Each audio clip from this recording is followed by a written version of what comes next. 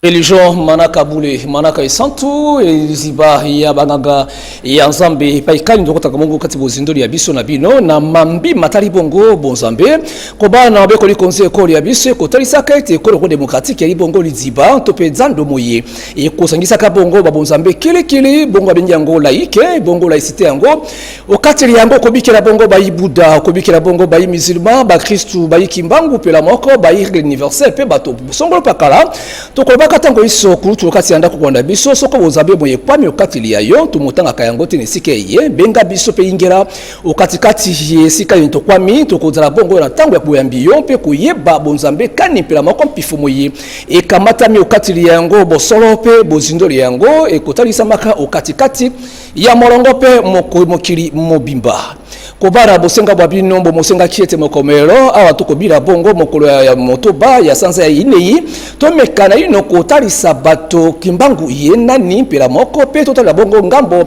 ya Egypte antique maikani emoleka ki okatili yango bosolo pela yango bozindoli yango mbuma mpe keni moye e kamata maki na eleko yango bongo latina yango to yambi bongo moko ya bafumu pe batambu silisanga yango ya bafumu kati ko demokratique pela moko pe teni ya bayi ngunza na kombo ya fumu chikeva ya ibongo egyptologue pe lokola to kosolea yo kati ya bozido ya mambi emotinda kibino ongambo lia biso bana ya mosala mwa bino fumu yenge keno yenge keno et puis mbote na bande konyo ba olanda biso de partout malukai malubimpi effectivement na yali fumu longo donc chef spirituel en français ya lingomba ya Bena Congo ezo kama bangunza na kati ya mabele ya Kishasa pe na mikili ya bapaya. Et puis Nazali président, il y a Kabeka, Lingo Mezo Sabangouz, ba chef coutumier. Nazali chercheur en égyptologie. Et Nazali diplômé en sociologie et sciences politiques, diplômé en sciences religieuses de l'Institut catholique de Paris. Na komiko préféré babengangai ngunzalogue. Si je dis la ngunzalogue, c'est celui qui étudie la plus grande science de l'humanité qu'on appelle Kimbangu. Tout le monde a tina mokomero ko simbongo donc les sciences ya sika oyoyo même école nango diplôme nango ezala oto senga ba kambiambo kana biso ministre fasi nyango ezali diplôme ya kingunza qui est une science qui nous permet de maîtriser une discipline qui nous permet de maîtriser ce qu'on appelle Kimbangu. Parce que Kimbangu est une grande science. Na ine bokamati etmo ndingisate na kati bakonzi mboka botambusa yango bozalisa etelo yango yewana. Mais kasi omoni eloko nyonso mutu nyonso abandaka yango après balandi et yango mona lancé yango cher wana foza na ba université na biso. Oyoyo d'ailleurs naza même na idée ya ko président ko défendre une thèse il y a doctorat na hôtel Makamotali Kimbangu. Parce que beaucoup bazana idée ya Kimbangu ya mutu. Ça c'est une idée moko éphémère, pauvre. Il faut aller au-delà de ça. Lokolo simbi yango toni ko yeba ngambo ya bino bokotangisa ka bato Kimbangu yenani. Bon, Kimbangu d'abord, c'est une grande science. L'énergie vitale féminine qui donne la vie. En d'autres termes, des fois bino définit ça le mystère des choses cachées révélées. Non, ce n'est pas une chose qui est révélée. Il y a un mystère qui est révélé dans deux facettes qui est la volonté créatrice qu'on appelle Ngudi. Et puis le Mba, qui est la création dans toute sa complexité. Alors Kimbangu nous permet de comprendre que Olazali l'innommable, Bakoko Babengi Amoré, s'est révélé à Monisami, Nabilongimi Bale, Aza maman à création, Azape Moana. Quand on dit maman à création, c'est Otobengi Ngunza, Otobengi la force de la création, l'intelligence créatrice. Et puis tant babi moana ezali yonanga nzete mopepe et oyo ne ezali ko vivre bon benga ki e Kimbangu diantungunwa moya ye ipona ko dibona ba ezali et non ezape kombo na eza Kimbangu diantungunwa te le problème tozana ngo eza histoire ya Kimbangu parce que la vision obayindo bazana ngo ya mutu lokolanga révélé or ezaka mutu na te komo Kimbangu même yoza Kimbangu na za Kimbangu nzete pesa Kimbangu et tout est à Kimbangu. Mais une particularité, il y a forme automonaka, autolobaka.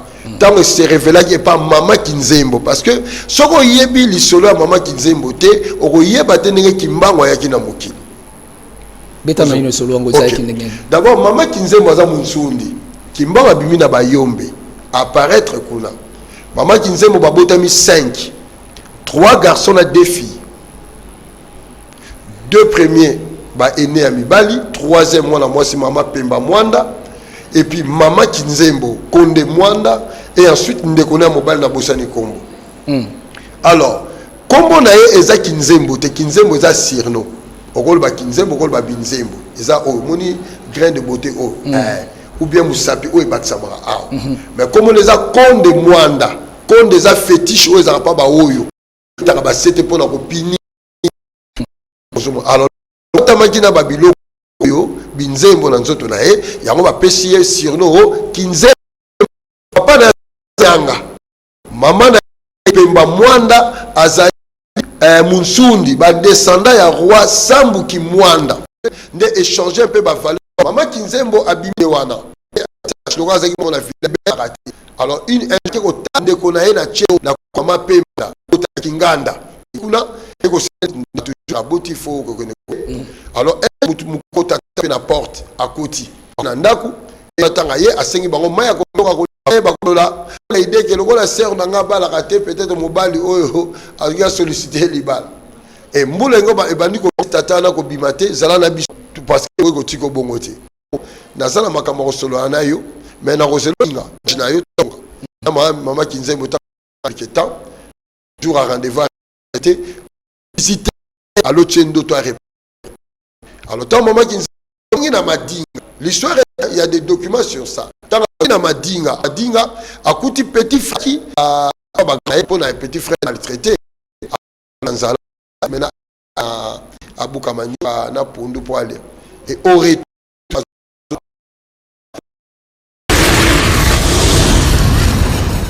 dit que Nzambi elingi koloba je suis la lumière primordiale manifestée kokonanga ayebaki ke na vivaka na éternel présent yanga lobby pour nous décrire passé, lobby pour nous décrire futur.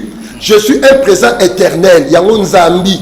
Et Nzambi, c'est quoi? C'est l'univers dans le macrocosme et l'univers dans le microcosme. Tel que tu es là, Ozali Nzambi Yamukie. Oh, nous sommes na libanda, moupepe, nzo et tout, et ça la katanzoto na yo.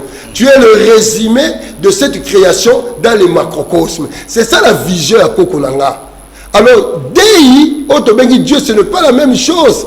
Ce sont là les étoiles. Et reconnaître, d'ailleurs, ce qui est sur l'évolution à Dei, étant donné que Dei est la lumière, or la lumière est le symbolisme dans la métaphysique du savoir, et le terme Dieu est comme Obabengi savoir, raison pour laquelle on parle du paradis, Pardes, la demeure des divinités, la demeure des savants. Mais quand c'est un mot chrétien, la Bible, le mot paradis vient du Pardes, c'est un mot cimérien. Et on a la demeure des divinités. Et Sika, savant, Kambiamboka. Et dans la nuit, dans l'ancien temps, quand on disait Dieu, même un roi, on l'appelait Dieu. Un gouverneur, son excellence, je l'appelle Chembote de loin, le gouverneur Ngobila, on l'appelait aussi Dieu. Le président Fachi, c'est un Dieu aussi. Il y a un moment dit, et à Rome, on les appelait des dieux, des fils de Dieu. Parce que Dieu est qui même roi, Dieu est qui est médecin, Dieu est qui est prêtre. Donc cette catégorie sociale, Dieu. Guerre des religions.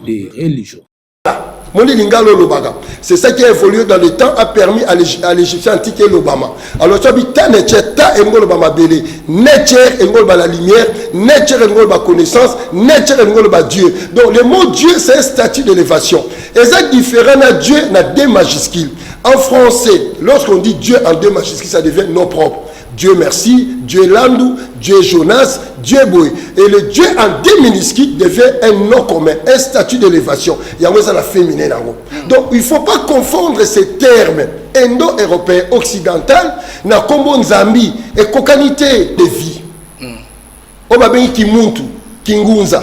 La spiritualité c'est quoi? La spiritualité c'est cristalliser, vivre les lois cosmiques dans la vie. Il y a un discours à roi belge. Il dit quoi? Aux missionnaires. La tâche est tellement difficile. Mais le peuple est Nzambe. Mungu Baba, atangi bakombo. Et là, le moins intéressant,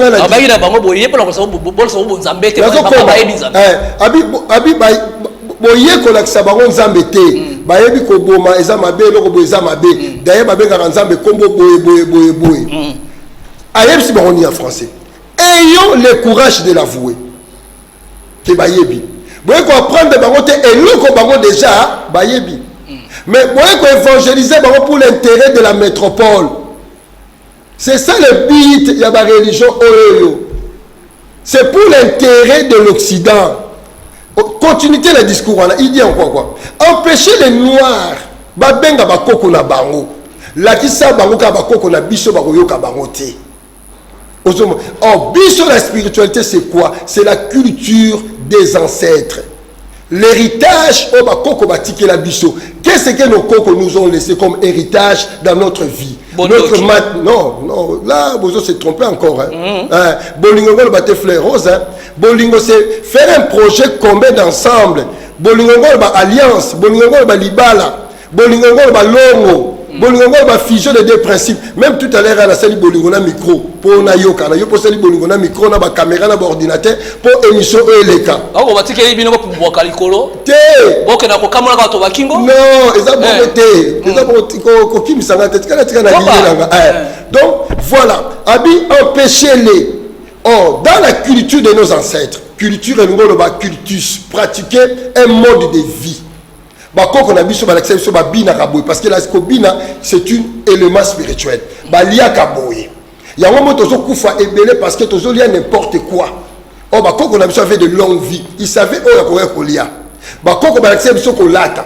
Balakisa biso comment être en communion avec les génies ya mai, ya mupepe, na ba o bazana cimetière. Ba pesa biso valeur à bankunda. C'est ça qui fait notre mode de vie, c'est ça notre spiritualité. Et dès lors vous pratiquez la religion chrétienne, je prends l'exemple de la catholique. La prière, la litanie des saints. Sur Taliango, il y a Saint François, Saint Jean, Saint Marc. Donc, aux alliés qu'on a en communion, en connexion, avec Koko Babotioté.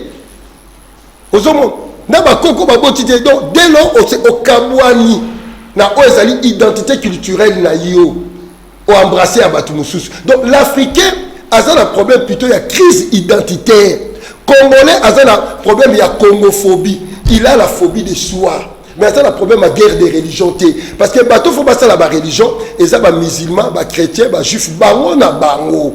Il y a d'ailleurs, il y a bien la catholique a critiqué, oh, mouvement des réveils, oh, ma belle, oh, boy, ils sont dans un désordre, dans un chaos total. Et la preuve, c'est quoi? Tout soit caneti, tant que bengi nani.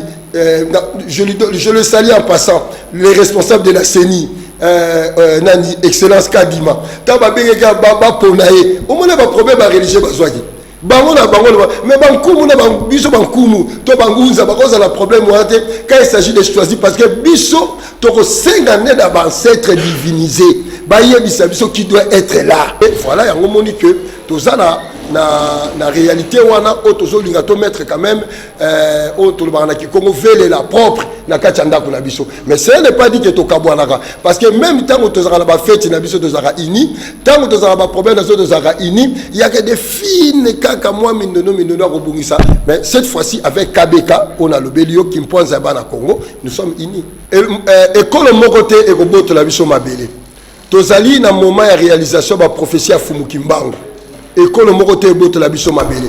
Je dirais, toi, un grand moko, un des disciples les puissants Fumukimbango, ou attiqué la biso Kingunza, Papa Mbumba Samumingi. Alors, bela rabiso, liboso to kende dans le futur, bamangomba oyo subomoni et kokangama. Tous en l'air et la vérité, oyo, même bande de bazola nanga fubaye bagé. Jésus de Nazareth, l'homme de Galilée, n'a jamais existé. Abraham, Jésus Azalate. Abraham Azalate. Jacob Azalate. La Bible, c'est une théorie documentaire. Auteur nango est inconnu. La Bible est un test moko africain, ba changer. Je prends l'exemple de Psaume 101. Et ça, il y a Pharaon Kenatu. Guerre des religions. Christ est outil na couche wala ki Congo. Et bien c'est qui ici? Et Mukishi na Chiluba et Keri chez Seta après comme Christos et Christos après Christ na français. C'est lui qui est initié, c'est lui qui maîtrise. Parce que tu maîtrises les secrets à Mongo. Il y a qui journalisme parce que tu maîtrises bien ton métier à journalisme. C'est comme le nom de Jésus. Le nom de Jésus signifie tout simplement connaissance. Et où dit dans la langue nabiso dissous.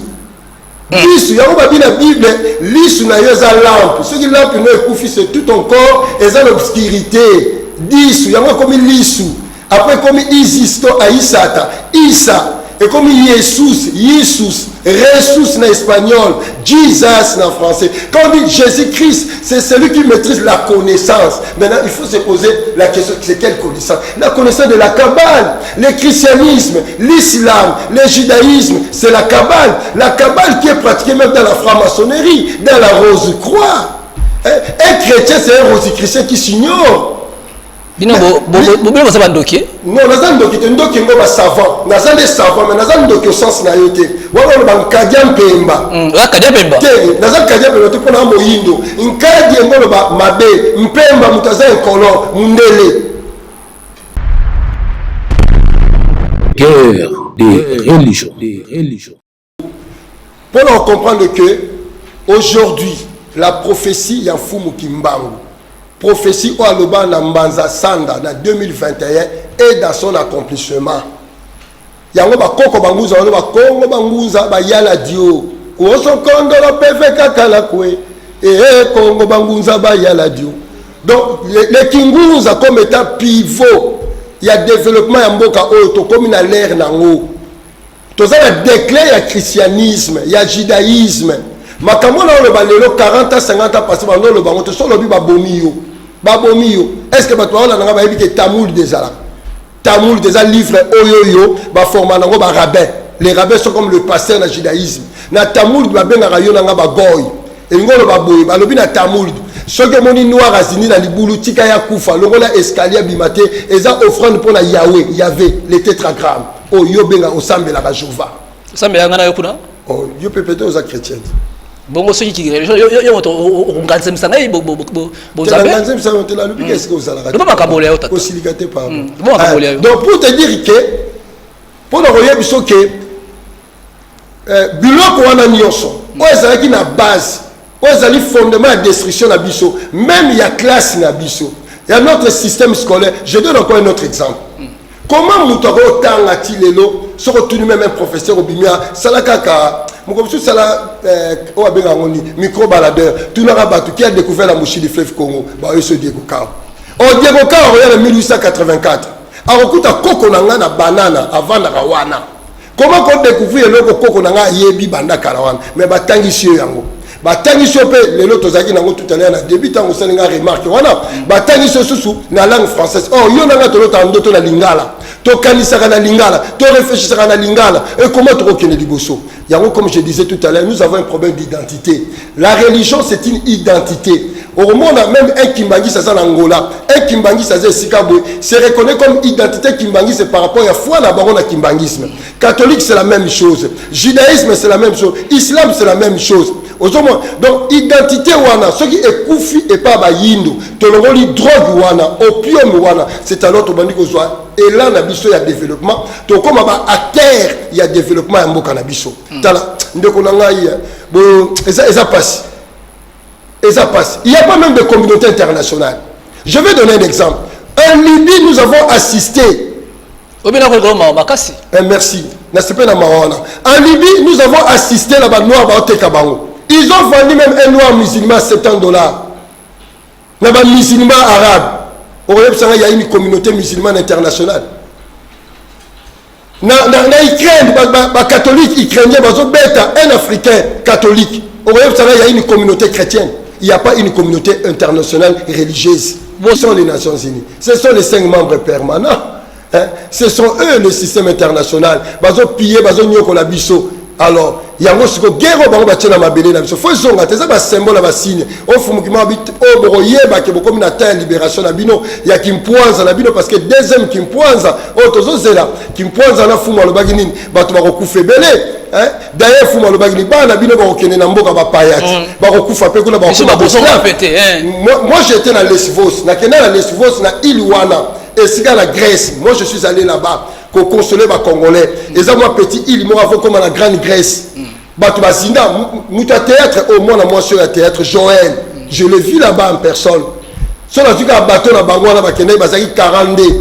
Il y a un bika, parce qu'il y a un zemi. Au moins, ceux qui moi, ça, c'est ma dîner, moi, la vie, bah, ko lokola moi ballon à perdre de connaissances ba grec ba yemo ki ko joyer donc 41 personnes ne sont pas kufa to so ki na Grèce au moins même ba grec wana ba so ba na biso abasi ba so coucher na bambola ba ko pesa ba ngombo humiliation à Rosakanate et tout cela qui mbango l'a dit et ça va si les gens là que makambo zongi pa na biso il y a mon biso le président Félix ta va na kit vous ne comprenez pas. Pourquoi le président Félix avait la quitte? Parce que aujourd'hui, il faut qu'on se réveille. Il faut qu'on ait la drogue, on va faire ça. Il y a un mouvement de sommeil où est-on dit awawa. On est financé par Christianisme Coalition avec Parti Robertson qui est franc-maçon du 32e degré. Pourquoi ma caméra sur ma béton Naka? Soit dans ce cas, les Mormons, Joseph Smith. Il est franc-maçon du 32e degré. Soit dans un témoin de Jéhovah. Il est franc-maçon du 32e degré. Soit tu n'es pas chrétien, mais tu es franc-maçonnerie. Oh non. Mais les mêmes livres, et ça, soit vous êtes en franc-maçonnerie, on parle de Boaz et Yakin. Boaz et Yakin. Boaz, fille, l'ancêtre, il y a roi David dans la Bible. Mais ils ont dépilé la franc-maçonnerie. Tu Bible, l'évangile Saint-Jean, tu prêtes serment. Alors pourquoi expliquer les liens de la Bible avec la franc-maçonnerie? Eza a bichoté. Bible wana eza a bichoté. Cette religion va me mettre la bicho à la base, il y a destruction la bicho na makamunyoso. Il faut enseigner la culture de nos ancêtres. À commencer à respecter les morts dans le cimetière. Nous sommes limités à Rotongandako. Mais le reste, il faut que l'État ait sa rapport n'est appliqué. Or, l'État la bicho à chrétien. Il y a comme à côté de Kouloussou. La croix, c'est le symbole de la rose-croix. Tant que le RIP, ils ont un retour interdit au pays.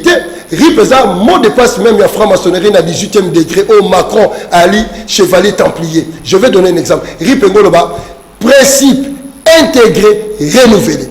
Au principe, et où tu as la terre précepte, la connaissance. On va intégrer, on va transmettre, il y a un renouvelé à comme une divinité de la rose-croix. Va bloquer au service de la rose-croix, au service de la cabale, au service de la franc-maçonnerie. Mais quand on a moyen de défendre les athées. À quel bon côté?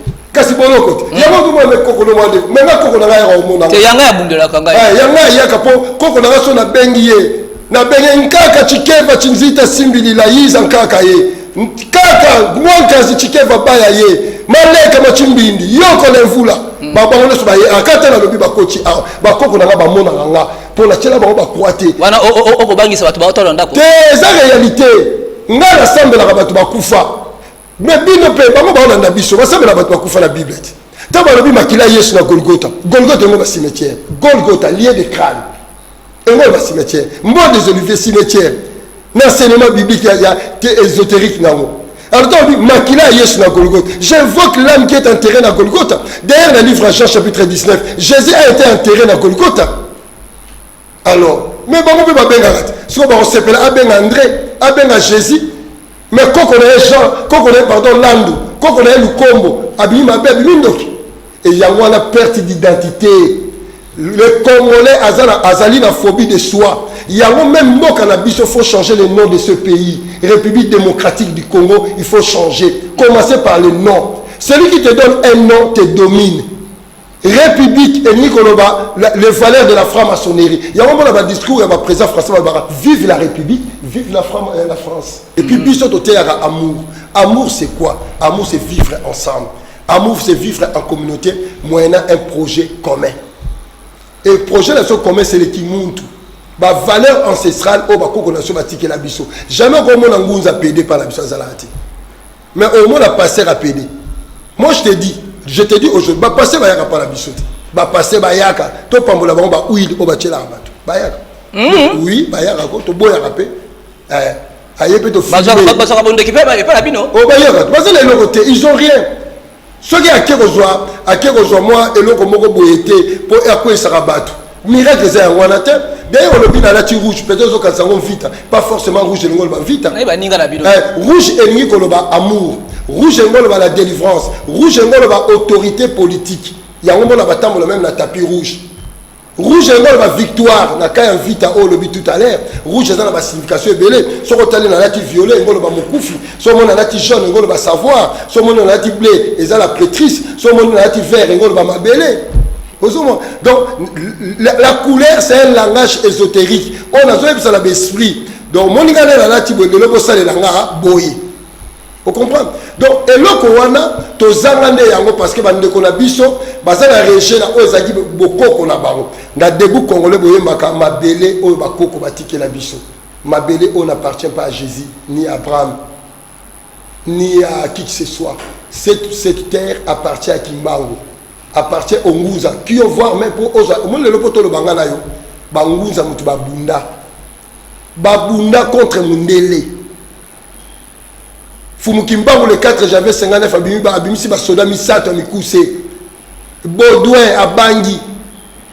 Bapesi babiba ke na indépendance. C'est alors ba chef coutumier na ba papa Kasavubu et Lumumba ba kena na table ronde. Ebotela biso nini lipanda ya. Non, nazo comme erreur. Obini, ba tubaza la base ya erreur eza ba politicien. Mindele ba tchelaka bango ba 3 caisses ba pona. Mabele, minéré, na mbongo. Bakoko na biso ba chef coutumier ba sambeli parmi bango ba 42 lois ya Mahati, 42 temples Congo antique. Nzo ya bima ye ayena ozaki na mabele ba su kesi wana. Ba politicien ba ozwa ba minéré. Ozomo. Et depuis ba politicien ba su gestion ya mabele o. Et là comment échanger parce que ils ont oublié bato ba pesa bango pouvoir. Baboy ko associer bango même na développement politique économique ya mabele parce que biso toza bankumu po nzambe aza nkumu ya liboso kimbango aza nkumu ya liboso na kokufa nkumu na botama nkumu politicien akomaka banomaka ye balongolaka ye aza lokola locataire. Guerre des religions. Oh, d'abord Pharaon eza combatté. Pharaon est les rois, c'est comme le palais à Monga. Donc, quand les rats, il y a la maison des rats. Pharaon, c'est la nation de la divinité. Celui qui fait les ponts entre le monde des divinités, le monde des ancêtres. Donc, au gros, il y a la Pharaon. Était que des Ngouza, et les Congo, il y a un bimisi même, c'est Gofi, grand savant et écologue. On a tamé. C'est ça, non? La pyramide na bino, yango il est bando qui na kati be. Na dollar tout le monde a triangle na esu. Mais c'est illuminatif. Parce qu'on regarde l'Égypte, qu'est-ce qu'il fait? L'Iso Bobengo Banganga, Babengi Aïssa, Issa, connaissance. Parce que nous, la spiritualité, en Égypte, on parlait de la maladie. Et l'État, la question du pays reposait sur la maladie, la tradition féminine. Et l'État, l'ordre est parce que le véritable tradition politique est établie par lui-même, qui est la tradition matriarcale. Yo moni mama ko tchamo ane na prison ya pas bakoko na barati boko na kati ya musée monene na Egypte ba motie bongo photo ya bango ni ko bani ko tcha mbango na musée Égypte c'est pas ça ce qui est important mais pour nini les Africains doivent est-ce que Égypte ou les Afrique Égypte ba pharaon oh les lotikal les arabes nous sommes pas dans un continent africain. Quand on dit un continent africain, c'est du nord au sud, l'ouest, il y a Keba, Kémite, Bisso, pas nous au sens à couleur noire, parce que tu as bongoté. Parce que voir même, il n'y a pas 4 races. 4 races, c'est la théorie à l'Okuta. Ceux qui disent que oui, non seulement la vérité de Konanga. Yosa Moutamayel. Est-ce que mon amour ya logo le lamba nanga? Est-ce que mon couleur jaune logo le lamba oyo? Est-ce que mon amour couleur a pembe logo la boy? Non. Azate. Est-ce que mon amour ya ouais noir logo la? On est Moindo. Celui qui est comme les, celui qui maîtrise Bonzambe. Il y a même Congo parce qu'il n'y a pas un peuple Congo. Congo, c'est un état d'élévation. Congo, c'est celui qui a la maîtrise de Ngo. Ngo, c'est le soleil caché, impénétrable, amoureux. C'est lui qui a la chance. C'est lui qui est initié. Nango, oh, Tingo ya mama. C'est lui qui est initié. Oh, Lobina Kingunza. Bozali bakangi bongo moi bilembo isomo yesemi biko kokati likolo mai milelo to mokomi paikani peto kokende paikani. Bon, neto zaboye ngana zana jozo ke na mama lo banfumu alobaki. To koti déjà na l'air nango. Les Africains ne vont pas comprendre que l'Afrique est libre. Il faut accéder à la bénédiction qui m'a envoyé Sabino. Moment où tu commis toute nation, toute personne a retélémé là, Congo, qui m'a envoyé à Rosalanglouti. On a du bitumana te Europe yango zo vivre frango. Aucune civilisation ekoki ko tomwa na makila ya batu. Ata lelo zu mutu o utiliser pour la mbongo makila na esuka ko se libérer. Et ba milimo ya bakoko na biso yango Europe et construit ba ville à New York et construit ba France et partout. Milimo wana ils ont la besoin de justice, yango se s'effondrer. Yango ba guerre wana est important parce que ça fait de la civilisation occidentale. Macron lui-même a dit cela. Et quand on dit la civilisation occidentale, c'est quoi? Permettez-moi la télé maintenant. Quand on dit la civilisation occidentale, et on va dire que nous sommes contre Bango. Mais ils ont la valeur où il y a bichoté. La franc-maçonnerie, la rose-croix, la cabale, le christianisme, l'islam et consort. Ils ont bichoté. Je ne suis pas contre bateau bazo pratiquer en haut, mais je suis seulement contre ces valeurs-là qui nous appartiennent à bichoté. Bicho, c'est la civilisation Congo Kachiopa. Oba bengi kingunza. Ce n'est pas une religion, mais c'est un mode de vie, notre manière d'être. Yaoundé, il faut tout valoriser. Pour moi, en Afrique, et Joachimia. Ate soko libiete kapita ya boloko da motambwisi mokengeli ya boloko bakundungwana. Si ekweyi otoye kati ya boloko akamata ko bakima bakende. Kasi pamyo kati ya boloko bino ba indo yango bino ba Afrika yango boyi na pongio ya boloko na tango ya boloko bako bula. Boko suka wapi? Te ngai na zala pongité. Le problème on a ina signifié boloko auto salaki nango ezala konza. Ezala na biso parce que le na pavillon oui Paris, c'est bien. Biso qui le pavillon mususu. Donc on a déjà Sili. Il faut que tout se réveille, tout comprendre. Dernièrement, dans le cas, on appelle ça exemple parce que c'est le langage symbolique qui me le en spiritualité. Comment le chef de l'État, président Félix, a offert un akiti à pape. Car vous voyez ça par hasard. Le monde mystique, que la gestion du monde revient au Congo. Bino va applaudir quand vous bêtez. Tozali na deux sortes. Tous en Bénin Congo, puis tous en Congolais. Congolais, c'est celui qui vit dans le concept occidental. Sera le but français, c'est ça être intelligent. Donc là, yo. Té, ngai nazali na obo nazangoza. Et ça te pour la diplôme parce que ba diplôme est comme so perroquet. Ozo le ba makamba batu. Mais nga kinguza na le ba makamba ba divinité, ba nkulu. Makamba kimbango. Na kingunza na yebi ko solola na mami wata. Na kingunza na yebi ko solola mokufi. Mais kampisa ko sa. Tobendi suka ngonga sengonga pesa yotango no ngonga bitano omilo bela mai ozana kila koloba olobi yango te ba iboli kama ya ngonga. Na yina lo baboy. Zona ndangai fo ba ye moko. L'humanité est botami na katia bassin du Congo. Ce qui lelo science ezali boye, c'est grâce à bakoko na so bango qui ont construit des pyramides en Égypte et consorts. Ceux qui bisoté le monde et qu'on a grandeur. Kimbangu aza socle, il y a spiritualité na biso. D'ailleurs, même professeur Gomez dans ma conférence nesi Fumu Kimbangu. Il est le socle de la spiritualité kamite. Tu ne peux pas parler de Kingunza. Kimbangu aza fondement na oti. Bako pe ngunza te, so Kimbangu aza base na yoti. Na Kingunza qui azo sala tsako. Il est pas un chef coutumier. Alors, un chef coutumier, ou azali le chrétien, comme un chef coutumier. Parce qu'un chef coutumier, c'est un gonza. Au cause d'un chef coutumier, des choses à prêtre. Et tant que Makuku Matatu Malamba Congo, il faut d'abord commencer à être un prêtre. Or, qui prêtresse dans le Kimbango. Kimbango, d'abord, est une grande science. C'est une grande formule de prière. Kimbango, c'est quoi?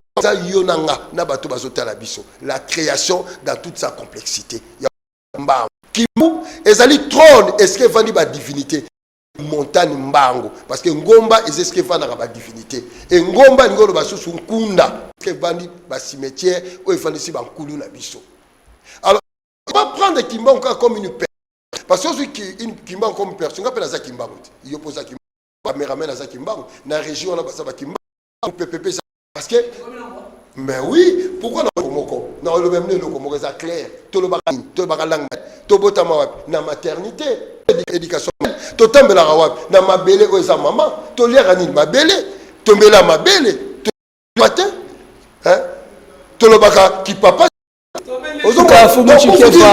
Kimbangu, c'est cette science-là.